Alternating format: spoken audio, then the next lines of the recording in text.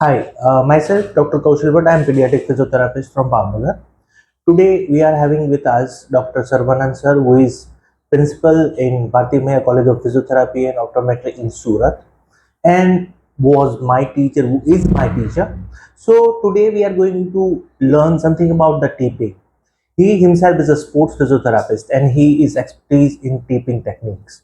So, sir, good morning. Good morning, I Kushal. just wanted to know that is this taping technique can be used in pediatric patient as well? Yes, the indications of taping says exactly like there is no limitation about the age group. Like it can be used in pediatric conditions, it can be used in non-athletic population, it can be used in athletic population, geriatric population.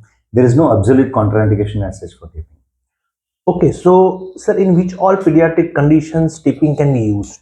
When we talk about rigid taping, that is sports taping. Okay. The advantage is more when you have a pathomechanical disorders or the disturbances. Like wherever mechanical correction is needed, it works very nicely. Right.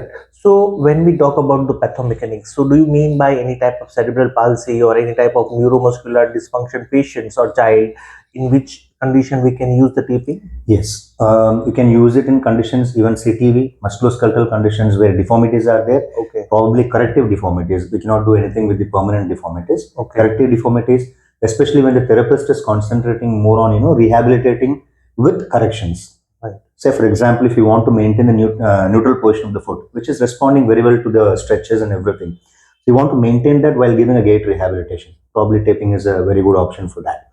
The advantage is that like every 24 hours you're going to change the tape. So ultimately you can retain the tape, maintain the rehabilitation, send the child back home. The child can practice the playful activities or functional activities at home with the taping. And the next day when the child comes, remove the taping again, give all your exercises, stretches and everything. Again apply the tape, functional activities can be enhanced over that. So you used one word called rigid taping. So what is the different type of taping we can use in pediatric patients? See, majorly there are only three types of tapes. Okay. One is called as the rigid tape, as the name suggests, like it does not have any elasticity. Okay. It is rigid. So all biomechanical corrections can be for any conditions where biomechanical corrections are required. This is the best tape for you. Okay. Second is called as a elastic tape, what we call as kinesio tape. Right. That has got very good elasticity, and it has got very good advantages in facilitating a muscle or inhibiting a hyperactive muscle. Okay. Unfortunately, for biomechanical correction, in my clinical practice, I don't find that as effective as your rigid tape. The third component is called as elastic adhesive bandage, which is partly elastic and partly rigid. So that is applied over the muscle areas, like where the muscle bulk is more. The rigid tape will be restricting the circulation of muscle to some extent. This elastic adhesive bandage will be helping in that. Like so, probably it's a mix of, and all the other tapes, what is being used, dynamic taping, proprioceptive taping, or facial taping, all these are kinesio tape or rigid tape only. So you talk about the CTV. To CTV, we can usually see just after birth. So when we are putting the taping and neonates or newborns, our skin are very fragile and they are very thin. So what precautions we need to take? The first thing what I would suggest is do not apply rigid tape directly over these. Even not only newborn, even pediatric patients. Like I would suggest not to go for applying tape directly. We have under wraps, which are basically a layer of your material which will cover the skin, and the tape is applied over that particular region. So removal of the tape also does not affect the skin. But what I would suggest is always be precautious even while using it in pediatric conditions. Check for assess the skin condition basically based on that you apply. And the precaution what I would take along with this would be like instead of keeping it for 24 hours, what we do in normal pediatric or adult conditions, like in newborns, like I'll be monitoring it every 3 hours once, like, and then we can remove it, and if you require, you can reapply. Okay, and sir, you talk about the skin assessment.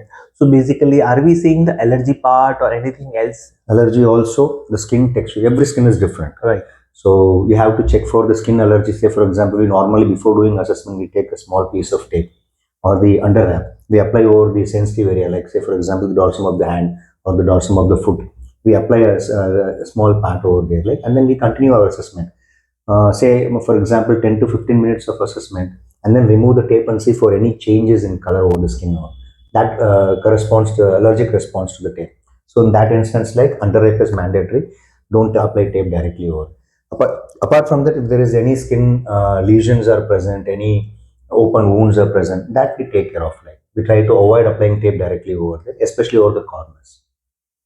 Fine. So this is just a brief idea about how taping can be used in pediatric conditions. This is such a long topic. We can deliberate more and more on this topic. This is a just a brief idea for new therapists, those who are coming in the pediatric field.